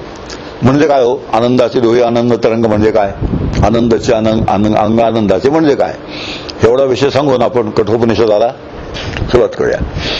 तुकाराम महाराज हे जे सगळं जग आहे त्या जगाला डोह असं म्हणतात. डोह आता बहुतेक सगळ्यांना माहीत असेल. नवीन मुलांना डोह म्हणजे काय ते समजत नाही. नदीच्या एखाद्या विशिष्ट भागात पाणी खोल असलं म्हणजे त्याला डोह असं म्हणतात, अशी त्याची व्याख्या आता करावी लागते. तर जग हा डोह आहे आणि तुकाराम महाराजांच्या मताने जग आनंदाचा डोहा आहे. आनंदाचे डोही आनंद तरंग, आनंदाचे अंग, आणि मी ज्या डोहामध्ये आहे हा मी सुद्धा आनंद रूप आहे. आणि जगाचे जे तरंग माझ्यावर येऊन जो इंटरॅक्शन आपण ज्याला म्हणतो तेही आनंद रूप आहेत. तिन्ही ठिकाणी आनंद आहे. जग आनंदाचा आहे, मी आनंदाचा आहे, आणि जगाचं माझं जे इंटरॅक्शन आहे ती सुद्धा आनंदाची आहे. आपली जगाची इंटरॅक्शन कशी असते? आपण जगासंबंधी जेव्हा बोलतो त्या जगासंबंधी बोलताना आपली 2-4 वाक्य ठरलेली असतात. जग फार कठोर आहे, एक जगाला माझं बरं झालेलं पाहत नाही, जग माझ्या वाईटावर टपलेलं आहे. आता हे जे शब्दप्रयोग आहेत हे शब्दप्रयोग सुखाचे आहेत का? हे 3 वाक्य जेव्हा मी म्हणतो, आज सुख असेल का? आणि आज जर सुख नसेल तर आम्ही काय कमावलं? सगळं असून सुद्धा आज जर सुख नसेल तर काय कमावलं? पण हे 3 वाक्य ज्याला बोलावी लागत नाहीत असे तुकाराम महाराज म्हणतात. आनंदाचे डोळे आनंद तरंग, आनंदाचे अंग आनंदाचे. हे ध्येय आहे, परमार्थाचं उद्दिष्ट आहे की सगळं आनंदाने भरलेलं आहे. यापेक्षा आनंदाशिवाय कुठेही काही नाही. दुःख नावाची गोष्ट औषधाला सुद्धा नाही, असा अनुभव संतांना येतो. आणि असा अनुभव ज्याला आला तो जिंकला. आणि जो सुखी होतो दुःखी होतो तर आपण सगळेच होतो. सकाळपासून संध्याकाळपर्यंत सुखी आणि दुःखी व्हायचा. साधी गंमत सांगतो. एक संगीताचं मैफल आहे, संगीताची मैफल आहे. संगीताच्या मैफलीला संगीत ऐकणं सुखाचं आहे की नाही हो? संगीत ऐकणं सुखाचं आहे, पण ते एक सुख भोगण्यासाठी किती दुःख भोगावे लागतात. अगोदर घरून त्या मैफलीच्या जागे पण जावं लागतं, प्रवास करावा लागतो, जागरण करावं लागतं. तिथे तिकीट असतात, काही स्टेटसची तिकीट असतात. पुढची 500 रुपयाचं तिकीट असतं, 200चं असतं, 100चं असतं. मी 100 मध्ये बसलेला असतो. आणि मग पुढच्या 500ची तिकीट काढलेल्या लोकांकडे मी जरा बऱ्या नजरेने नाही पाहत. आता ही सगळी दुःख आहेत, बारीक बारीक दुःख असतात. आणि सगळी बारीक बारीक दुःख आपण भोगत असतो. जागरण करावं, ताठून बसावं लागतं, बैठक धड नसते, कॉफी धड मिळत नाही, रात्री जायला उशीर होतो, दुसऱ्या दिवशी कामावर जायला उशीर होतो. इतकी दुःख जेव्हा आपण भोगतो तेव्हा एक सुख संगीताचं मिळतं. म्हणून असं वाटतं सुख पाहता जावा पाडे दुःख. आम्ही असा कधी विचारच करत नाही. एक संगीताचं सुख भोगण्यासाठी मी इतकी दुःख भोगलेत हे आपण कधी विचार करत नाही. कारण ते संगीताचं सुख फक्त दिसत असतं, बाकीची दुःख डोक्यातही येत नाहीत. ही दुःख आहेत म्हणून. असा आपण बारीक विचार केला तर आपल्याला कळेल की हे जे सुख आहे ते आपण जेव्हा भोगायला जातो इतकी दुःख त्याच्या जोडीला, इतका त्रास त्याच्या जोडीला आपल्याला भोगावा लागलेला आहे. असं आपण बरोबर बैठक बसून घेतली तर आत्मसुख नावाची एक वस्तू अशी आहे की ज्यासाठी कोणताही त्रास नाही. आधी आहे पुष्कळ, आधी पुष्कळ त्रास आहे. अनेक गोष्टी मनाविरुद्ध कराव्या लागतात.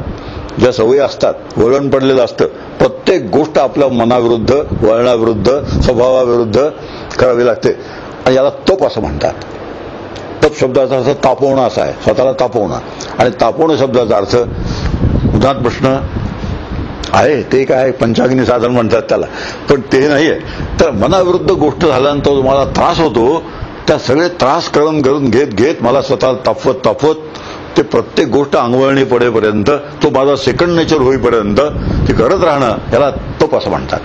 आणि असं तप केलं की बरोबर आपली पूर्वतयारी जशी व्हायला पाहिजे तशी होते. म्हणून 3 गोष्टी आपण समजावून घेतल्या. 1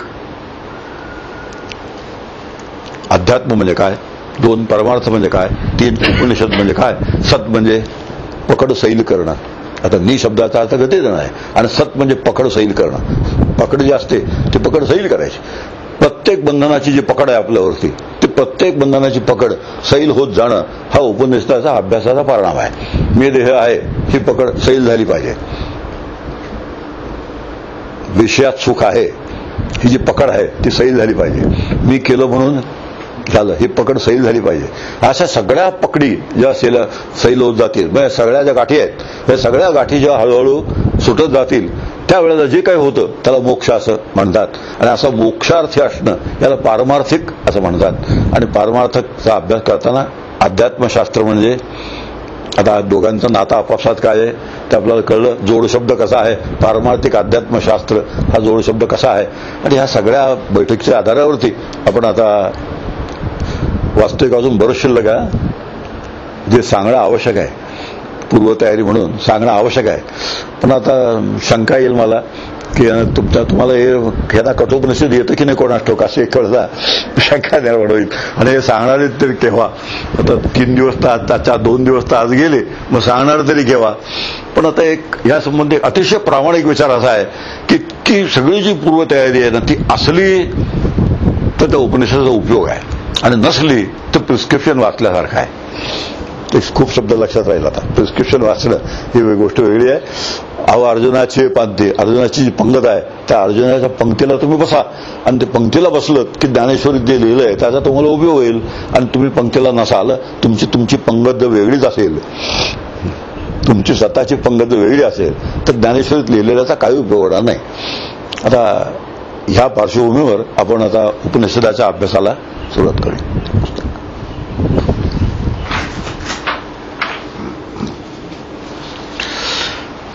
आता क्लासरूम टेक्निकने काही सांगणार नाही मी. क्लासरूम टेक्निक म्हणजे कसं, फळ्यावरती मंत्र लिहायचा, त्या मंत्राचा अर्थ लिहायचा, त्याचा अन्वय सांगायचा, असं काही करणार नाही. तात्पर्य ज्याला म्हणतात, सारांशाने म्हणतात, त्या सारांश रूपाने आपण हा अभ्यास करण्याचा प्रयत्न करूया. त्याचे कारण आहे, ह्या पद्धतीने तर कुठेही अनेक पुस्तकं असतात, त्या पुस्तकामध्ये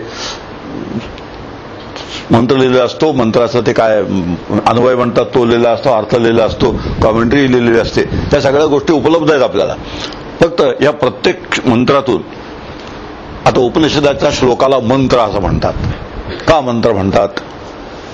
उपनिषदाचा श्लोक म्हणत आहे ना, गीतेला श्लोक म्हणतात, पण उपनिषदाचे श्लोक असतात त्यांना मंत्र असं म्हणतात, कंडिका असं म्हणतात, वेगळी नावं आहेत त्याला मंत्र का म्हणतात? तर मंत्राची व्याख्या आहे, आणि मंत्राची व्याख्या लक्षात ठेवून मंत्र वाचले तर आपल्याला मंत्रबुद्धी तयार होते.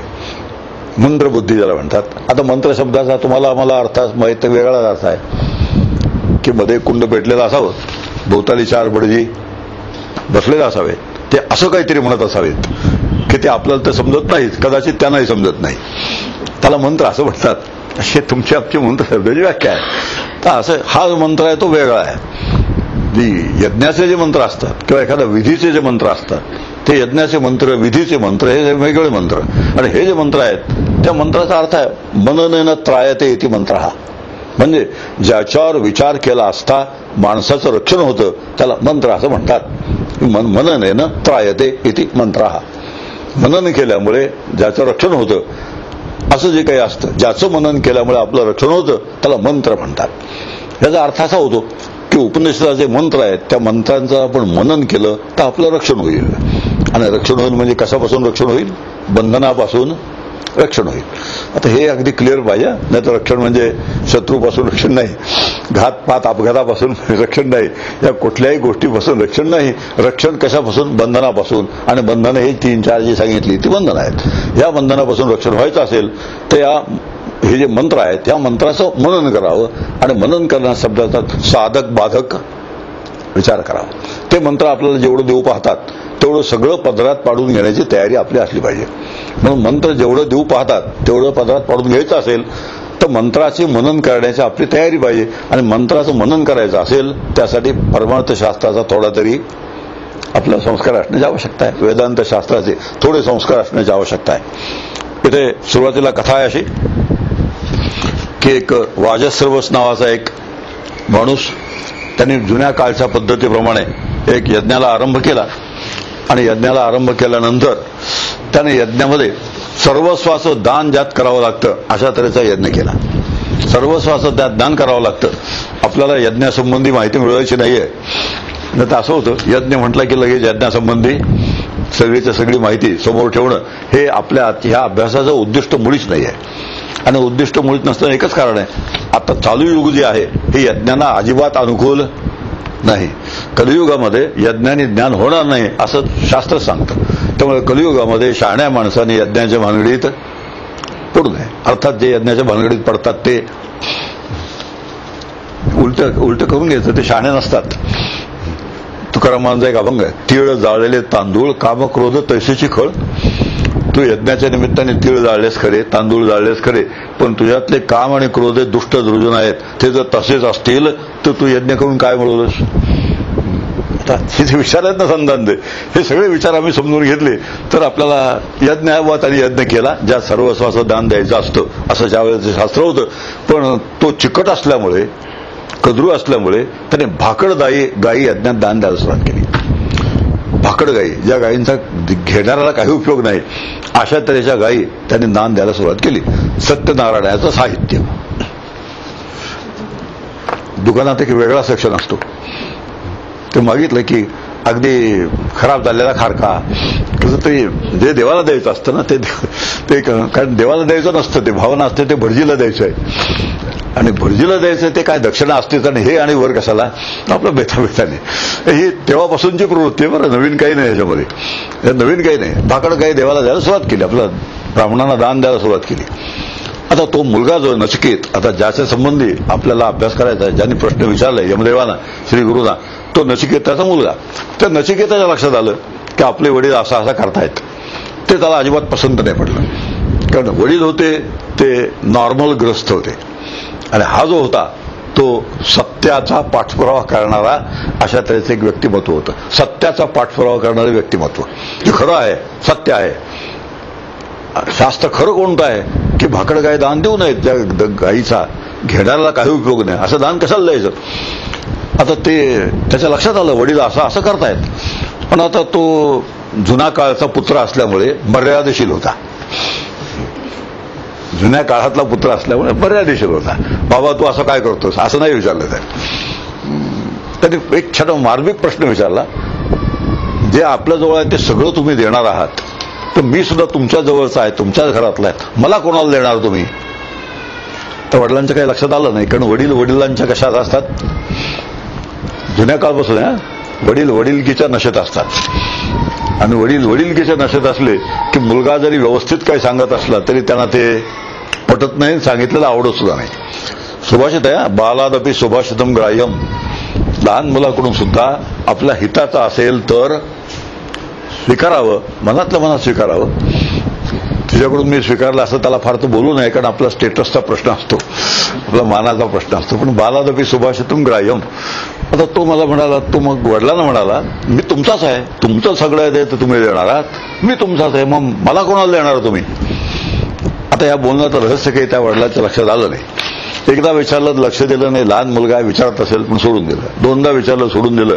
तिसऱ्यांदा विचारल्यानंतर जेव्हा गरम झाले आणि गरम झाले म्हणाले, मी तुला यमदेवाला देऊन टाकतो, यमाला देतो तुला, रागारागाने म्हणालेले. आता यमाला देतो म्हटल्यानंतर हा सत्याचा पाठपुरावा करणारा, त्यातून तो असं म्हणाला की तुमच्या मुखातून जो शब्द आलाय तो आता खरा झाला पाहिजे, आणि तुमच्या मुखातून म्हणजे वडिलांच्या मुखातून जो शब्द आलाय तो खरा झाला पाहिजे. आणि वडिलांना त्यांनी सांगितलं की आपल्या पूर्वजांनी असं कधी केलेलं नाहीये, बोलायचं एक आणि करायचं एक, असं आपल्या पूर्वजांनी आजपर्यंत कधी केलेलं नाहीये. कोण कोणाला सांगतोय, मुलगा बापाला सांगतोय. आणि त्यांनी तत्वज्ञाने सांगितलं की एखादं जसं धान्य असतं, शेतामध्ये धान्य येतं, पिकतं, काही काळ टिकतं आणि नंतर संपून जातं. अगदी त्याचप्रमाणे माणसाला जन्म मिळतो, काही काळ टिकतो आणि तो संपून जातो. तर शेतात उगवणारं धान्य आणि माणसाचं शरीर यात काही फरक नाहीये.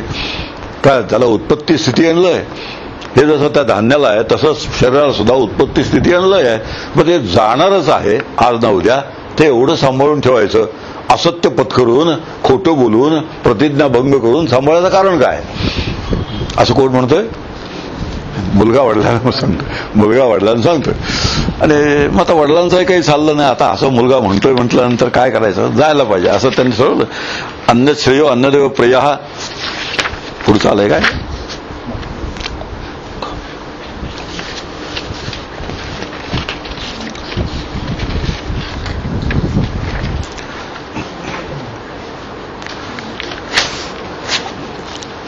मूळ पुस्तक आहे नाही.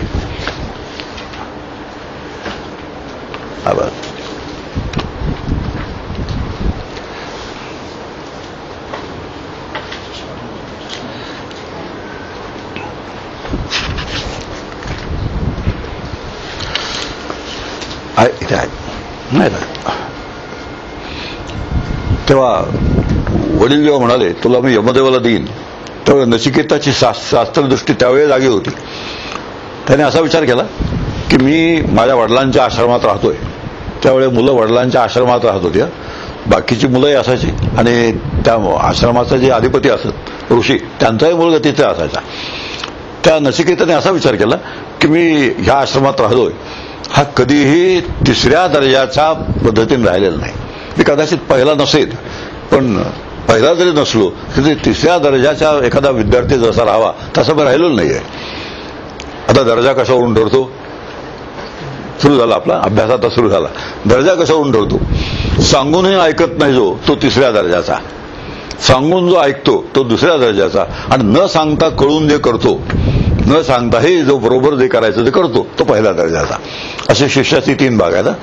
न सांगता जे केलं पाहिजे ते करणारा पहिल्या दर्जाचा, सांगितल्यानंतर जे केलं पाहिजे ते करणारा दुसऱ्या दर्जाचा, आणि सांगूनही न करणारा तिसऱ्या दर्जाचा. आता आपण कसे आहोत? पण सगळं ज्याचं त्यांनी ठरवायचं, कोणाकडे बोट दाखवायचं नाही. परमार्थाकडे अजिबात दुसऱ्यात बोट दाखवायचं नाहीये. सगळं जे असतं ते आत्मानुवर्ती, स्वतःसाठी, स्वतः पुरतं, त्यात अजिबात शंका नसते. आणि असा शिष्य मी नसताना, म्हणजे तिसऱ्या दर्जाचा शिष्य नाही, मी पहिल्या दर्जाचा नसेन, पण दुसऱ्या दर्जाचं नक्की आहे. मग इतका व्यवस्थित मी वागत असताना वडिलांना असं का वाटलं की मला यमदेवाला देऊन टाका, असं का वाटलं त्यांना? तेव्हा त्यांच्या लक्षात आलं की संतापाच्या भरात, क्रोधाच्या भरात बोललेले आहेत. पण क्रोधाच्या भरात जरी बोललेलं असलं तरी ते आता मात्र खरं झालं पाहिजे. ते आता त्यात गडबड होऊन चालणार नाही. म्हणून अनुपश्य यथा पूर्वे प्रतिपश्य तथा परे. आपल्या पूर्वीच्या लोकांनी आजपर्यंत असं कधी केलेलं नाही. बोलणं एक आणि करणं दुसरंच, असं कधी केलेलं नाही. आणि असं पुढे म्हणतात की असा जो कोणी असतो त्याला दुर्गती मिळते. कोण? करतो एक, बोलतो एक आणि करतो दुसरंच, असं कोणी असतं त्याला दुर्गती मिळते. तेव्हा मग नचिकेत यमदेवाच्या दरबारामध्ये गेले. कसा गेला विचारायचं? कालच मी इंट्रोडक्शन करून ठेवली की पुराणातले प्रश्न असे विचारायचे नाही. कोणत्या मार्गाने गेला, कसा गेला, जिवंतपणे जाता येतं का, मेल्याशिवाय जाता येत नाही असं म्हणतात. 100 यज्ञ केल्याशिवाय स्वर्ग मिळत नाही असं एक शास्त्र आहे. मेल्यानंतर स्वर्ग मिळतो तो दुसरं शास्त्र आहे. अर्जुन स्वर्गात जाऊन आला असं महाभारतात म्हटलंय. नहुष स्वर्गात गेला होता असंही महाभारतात म्हटलंय. मग आता हा स्वर्ग असतो तरी कुठे, किंवा यमदेवाचं हे काय म्हणतात ते असतं तरी कुठे, ह्यातला एकही प्रश्न विचारायचा नाही. आणि विचारायचं एकच कारण आहे, फक्त यमनचिकेताचा संवाद आहे, तो गुरु शिष्याचा संवाद आहे, एवढा भाग घ्यायचा. यमदेव गुरु आहेत आणि नचिकेत हा शिष्य आहे. आता एवढ्यावरून आपलं यमदेवासंबंधी आपल्या मनात जे काय असतं ते सुद्धा जायला हरकत नसावी. यमदेव म्हटलं की आपल्याला जरा बरं नाही वाटत. आणि दक्षिण दिशा त्यासाठी काय आहे? दक्षिण दिशा बरोबर आहे. आता आपल्या जर लक्षात आलं दक्षिण दिशेला गुरुदेव राहतात यम नावाचे, तर यमदेवाविषयीची भीती आहे ती कमी होईल. आणि यमदेवाची भीती का वाटते आपल्याला? एकच कारण आहे, देह तादात्म्य आहे म्हणून. देह गेला की मी जाणार अशी खात्री आहे, आणि म्हणून देह तर जाता कामा नये. आणि देह नेणारा तर तिथे बसलेला आहे. आता ह्यामुळे दक्षिण दिशेची भीती आहे. त्या दक्षिण दिशेच्या भीतीमागे हे कारण आहे. आणि म्हणून कठोपनिषदात आपण नेमकं गुरुपद कोणाला दिलेलं आहे? मार्मिक गोष्टी असतात, फार मार्मिक गोष्टी असतात. आणि एक मार्मिक गोष्ट ते एक मला माहित आहे की गुरुपद नेमकं यमदेवाने दिलेलं आहे. आणि असे यमदेव आणि हा नचिकेत या दोघांचा संवाद आहे. एवढा लक्षात विचार घ्यायचा. यमलोक जो आहे त्या यमलोकाचा विचार करायचा नाही. हा तिथे जिवंत असताना कसा गेला विचार करायचा नाही. पुढे तो परत कसा आला हाही विचार करायचा नाही. वाया व्यर्थ कथा सांडली. आधी काल ते निर्णय झालेला आहे की या सगळ्या गोष्टी फुकट आणि टाकाऊ असतात. 2 शब्द आहेत, वाया व्यर्थ 2 शब्द वापरलेत. वाया म्हणजे फुकट आणि व्यर्थ म्हणजे टाकाऊ. सगळ्या पुराणातल्या गोष्टी ज्या असतात त्या ह्या दर्जाच्या असतात. म्हणून पुराणातल्या विषयी एक सुद्धा प्रश्न विचारणं असं कसं झालं? तर तसंच झालं, एवढंच म्हणायचं, सोडून द्यायचं. आता ह्या पद्धतीने ह्या यमनचिकेत संवाद आहे. असा यमदेवाच्या दरबारामध्ये नचिकेत गेला. यमदेव दुसऱ्या कामामध्ये गुंतलेले होते. मोठी लढाई झाली असेल, बहुतेक काश्मीरमध्ये गेले असतील, तिथे काम फार असतं. अशा पद्धतीने तिकडे गुंतलेले असल्यामुळे ते गैरहजर होते.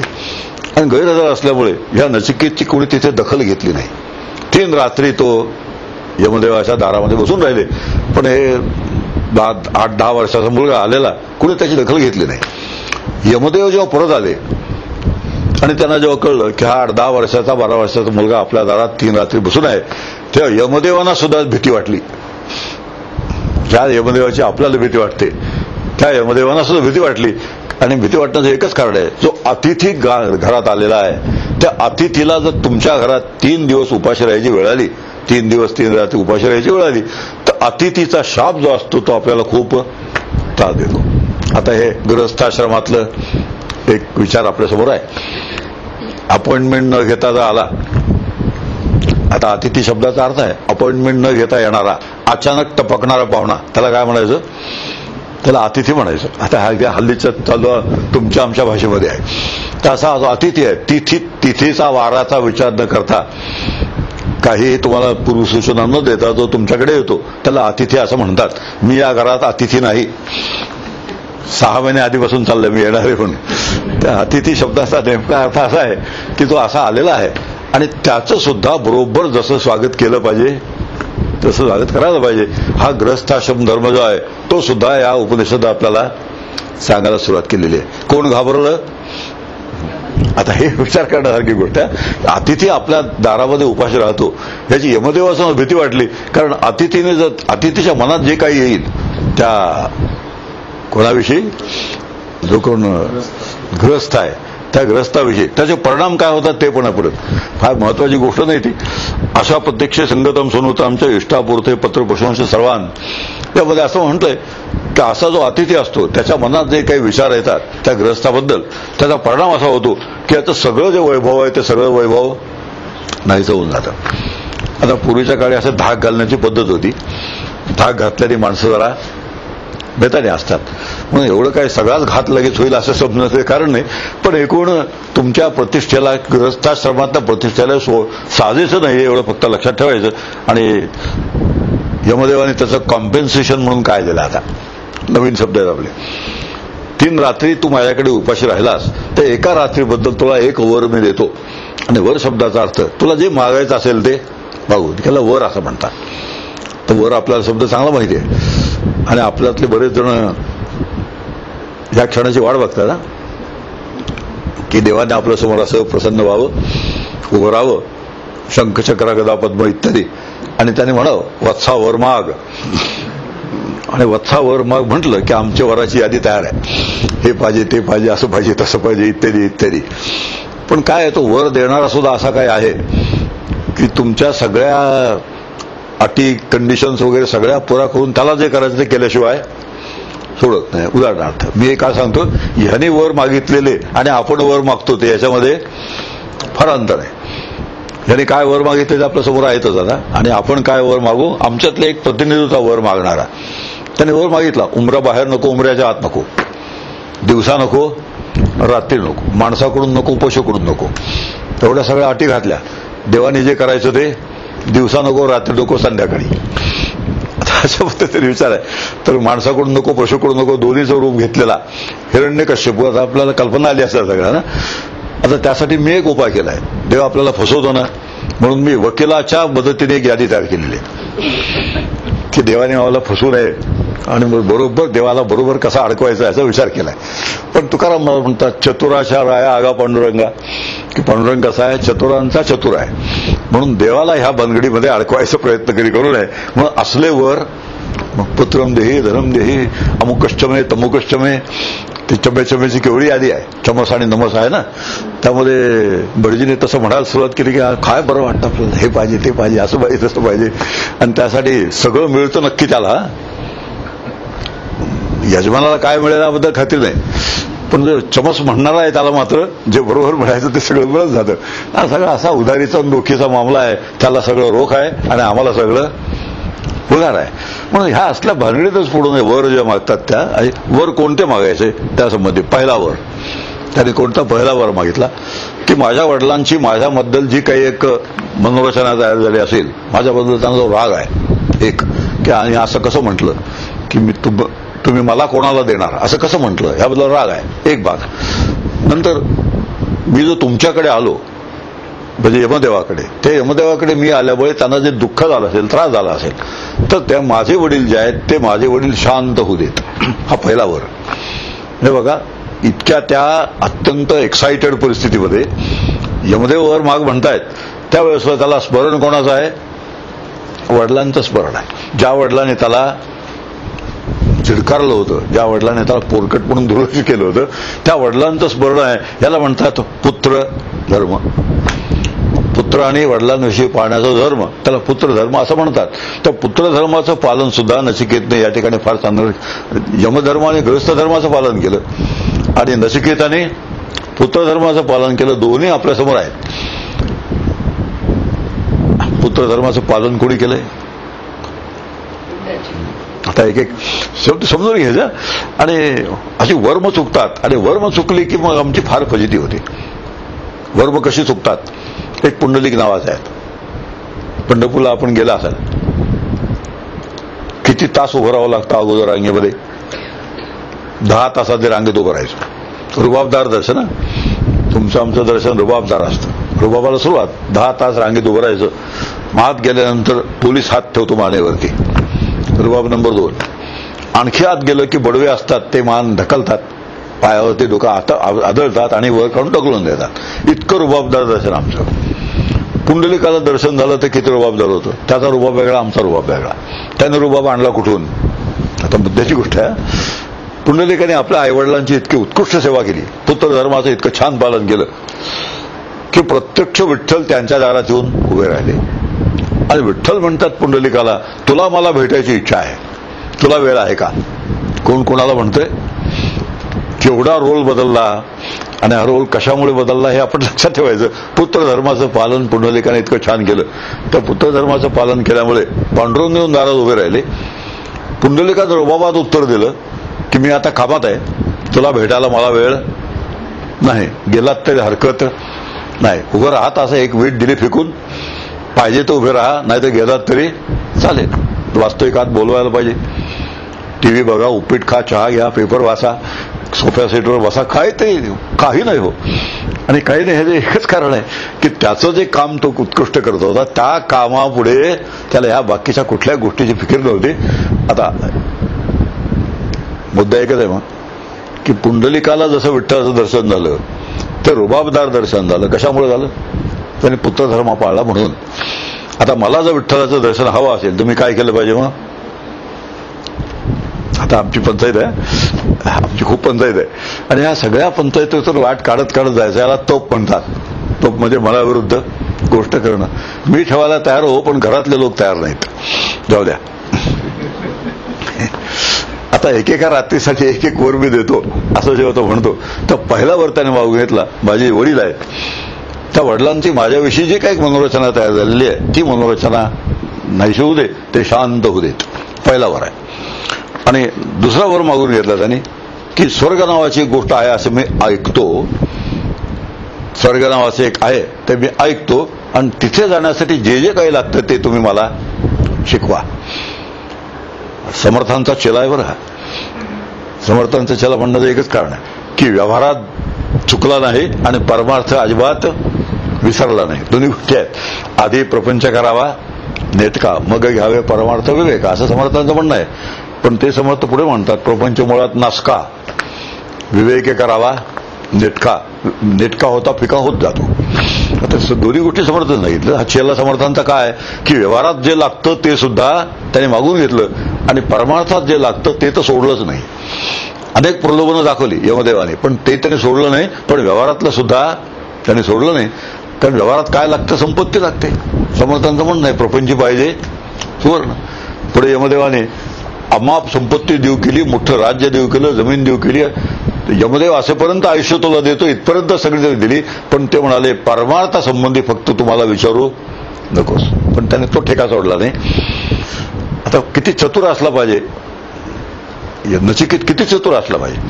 आणि या चातुर्याचं एक लक्षण आहे की व्यवहारात जे लागतं ते व्यवहारात पाहिजे, जे परमार्थात लागतं ते परमार्थात पाहिजे. दोन्हीमध्ये कुठेही हायगय करायची नाही. आता हा विचार तेव्हापासून आहे. समर्थाने आपला विचार सांगितला, हा विचार तेव्हापासून आहे. म्हणून स्वर्गातल्या ज्या प्राप्तीचं काही जे तंत्र असतं, त्याचे जे मंत्र असतात, तेही मंत्र त्यांनी शिकून घेतले. ते मंत्र आपल्याला शिकायचे नाही, त्याचा विचार आम्हाला करायचा नाहीये. आणि याचं कारण आहे स्वर्गात आपल्याला जायचं नाहीये.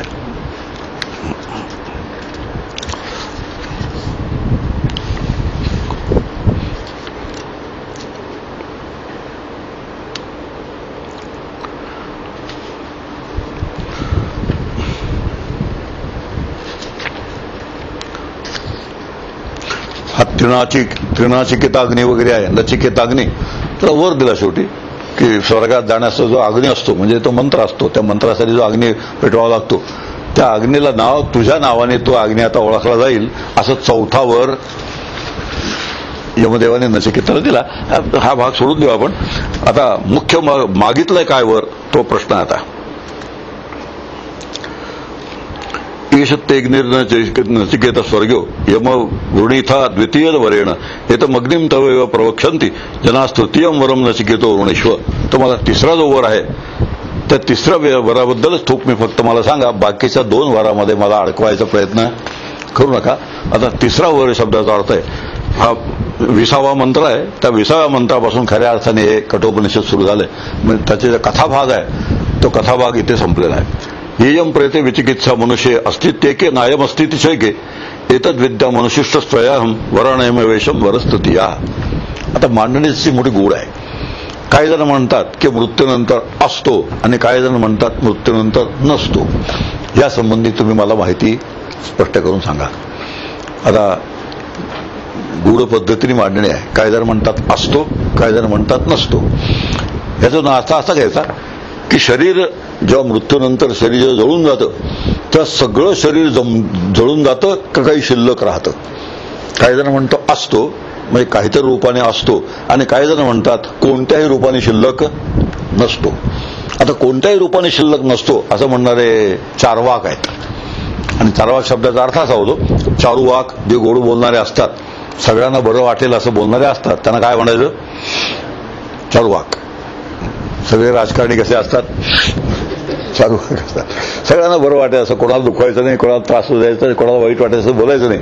आणि असं जे आहे ते चारुवाक असतात. आणि त्यांचं म्हणणं असं असतं की शरीर एकदा जळलं की मागे काहीही शिल्लक राहत नाही.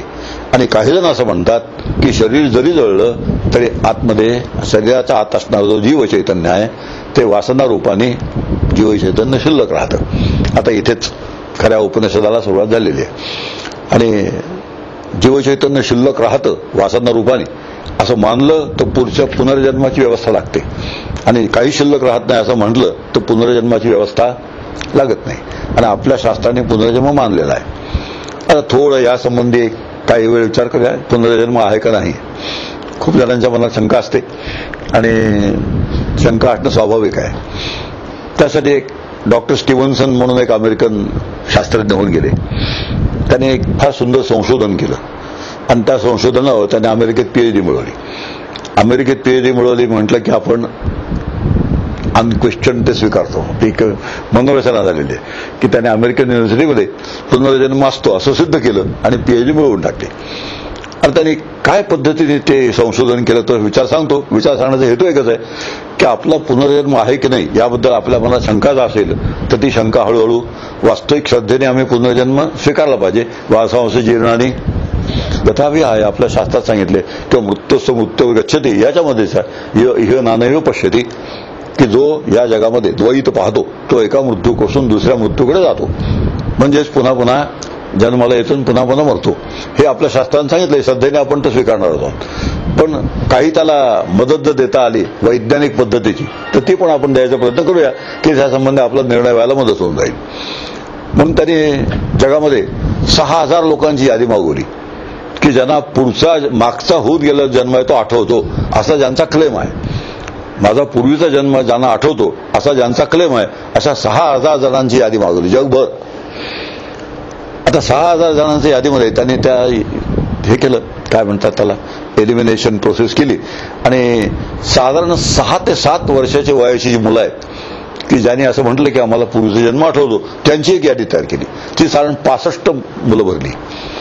65 मुलांना 6 ते 7 वर्षाच्या दरम्यानच्या पूर्वीचा जन्म आठवत होता. त्याने तीच वयोगट निवडायचं एकच कारण आहे की त्या वयोगटातली मुलं बनवाबनवी करीत नाहीत. आणि वय जसं वाढेल म्हणजे आपण जसं मॅच्युअर होऊ जसे आपण मोठे होऊ तसं मॅच्युरिटीचं पहिलं लक्षण बनवाबनवी करायला शिकणं हे मॅच्युरिटीचं पहिलं लक्षण आहे. ती मुलं जी असतात ती बनवाबनवी करत नाहीत, उलट काही वेळेला आई वडिलांना अडचणीत आणतात त्या वयातली मुलं. आपण पाहतो माझा बाळ चहा पित नाही असं म्हटलं की हमखास तो म्हणणार मला चहा पाहिजे. आता हे कसं होतं, हे कसं असं ते 6-7 वर्षाची मुलं असतात. आईने काय वाटेल ते सांगितलं असेल तरी तो आपल्याला जे सांगायचं ते सोडत नाही. हे जसं असतं तसं ते वयोगट त्याने निवडला आणि तो वयोगट निवडल्यानंतर 3-4 बरोबर लोक घेतले या फील्डमधले. सायंटिफिक इन्व्हेस्टिगेशन कसं करायचं यातले जाणकार जे लोक आहेत, तज्ञ लोक आहेत, ते बरोबर घेतले आणि 65च्या 65 लोकांच्या पूर्वीच्या जे हिस्ट्री आहेत, म्हणजे पूर्वीच्या जन्माच्या ज्या आठवणी आहेत, त्या सगळ्या आठवणी त्यांनी व्हेरीफाय केल्या. सगळा डाटा वगैरे जसा मांडायला पाहिजे त्या पद्धतीने.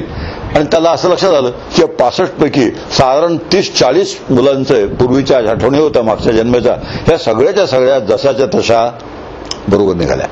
त्यात बनवाबनवीचा संबंध कुठेही त्याने एलिमिनेट केला, मिनिमाइज केला. आणि मिनिमाइज केल्यानंतर लक्षात आलं की इतक्या मुलांना पूर्वीचा जो जन्म आठवला, त्या जन्मात त्यांनी जशी हकीकत सांगितली तसं त्या गावामध्ये त्या देशामध्ये घडलेलं आहे. आणि असं जेव्हा त्यांनी तो थिसिस तयार केला आणि मग अमेरिकन विद्यापीठाला सादर केला, तेव्हा त्यांनी त्याला PhD दिली. हा ठीक आहे, ज्या अर्थी पूर्वीचा जन्म आठवतो त्या अर्थी पुढचा जन्म असायला हरकत नाही. आता ह्या पद्धतीने पुनर्जन्म नावाची गोष्ट असते आणि ही पुनर्जन्मातून सुटणं याला सुद्धा मोक्ष असं म्हणतात. पण तो नकारात्मक विषय आहे म्हणून मी सहसा तो मांडत नाही. पुनरपी जननम पुनरपी वगैरे काय जे म्हणतात ते रडगाणं असतं. ते रडगाणं नाही. आत्ता जे जन्म माझ्या हातात जे आयुष्य आहे, त्या हातात असलेलं आयुष्य अत्यंत आनंदात जगणं हे मोक्षाचं मुख्य लक्षण आहे. पुन्हा जन्माला न येणं हे ठीक आहे, काय म्हणतात त्याला साईड इफेक्ट आहे. आता मी डॉक्टर असल्यामुळे साईड इफेक्ट आहे. त्याचं म्हणजे साधा एक उदाहरण आहे. साखरेचा कारखाना आपण काढतो, साखरेसाठी का मळीसाठी? त्याचं उत्तर आहे साखरेसाठी. मळी निघते. तसंच आहे, जर मला जीवनमुक्ती मिळाली, ह्या जन्मात मी मुक्त झालो, जिवंत असताना मुक्त झालो, तर पुन्हा जन्माला येणार नाही, हे आपोआपच ठरलेलं आहे. आता हा पुनर्जन्म गृहीत धरून आपल्या संप्रदायात काही गोष्टी अशा घड्या बसवलेल्या आहेत. आम्ही पंढरपूरला जातो, तर पंढरपूरला येताना परत लाह्या आणायच्या असतात. लाह्या आणायचा हेतू एकच आहे की ती लाही जर शेतामध्ये पेरली, जमिनीत पेरली, तर त्याला रोप येणार नाही. जोंधळा पेरला तर रोप येतं, पण लाही पेरली तर रोप येणार नाही. म्हणून पंढरपूरहून परत येताना तुम्ही लाह्या घेऊन या, अशासाठी की तुमचं बी पुन्हा शिल्लक राहू नये. वासनेचं बीज आहे, हे वासनेचं बीज ते पुन्हा शिल्लक राहता कामा नये, ते जळून जावं, हे तुमच्या दरवेळेला लक्षात यावं. म्हणून येताना काय घेऊन यायचं असतं? लाया. अरे आम्ही सगळे लाया आणतो, पण रुपयाला एवढ्या मिळतात, त्यासाठी आणायच्या असतात. गल्लीतल्या लोकांना वाटायच्या असतात. कळलं पाहिजे पंढरपूरला जाऊन आले. आणि मग गल्लीतले लोक सगळे पाया पडायला येतात, ते आणखीन बरं वाटतं जास्त. पंढरपूरला जाऊन महाराज चला पायावर देऊन डोकं ठेवा, 1 रुपया ते केवढं काम होतं, नाही तर एरवी कोण पाया पडणार आहे? असा संस्कार आहे. हे काय आहे, आमच्या संप्रदायाचे जे धुरीण असतात त्या लोकांनी बसवून दिलेल्या घड्या आहेत, त्या घड्याचं ह्यासाठी ते लक्षात आलं तर आपण जो मोटिवेट होता, अरे नाही दिसली, आता मोटिवेट झालो. मी काय मोटिवेट झालो? पुन्हा जन्माला यायचं नाहीये. आणि हे मोटिवेटच जर झालो नाही, पाया पडून घेतल्यानंतर मला बरं वाटलं, तर मग फजिती आहे. म्हणून मी मग असं म्हणालो, पंढरपूर तेच आहे, ज्ञानेश्वरी तीच आहे, चंद्रभागा तीच आहे, सगळं तेच आहे. पण जे असायला पाहिजे तेच नाही, असं जे होतं तेव्हा मग परमार्थाची जी फजिती होते, पारमार्थिक माणसांची जी फजिती, त्याची ही कारण आहेत. मुद्दा काय चाललंय आपलं? पुनर्जन्म. आणि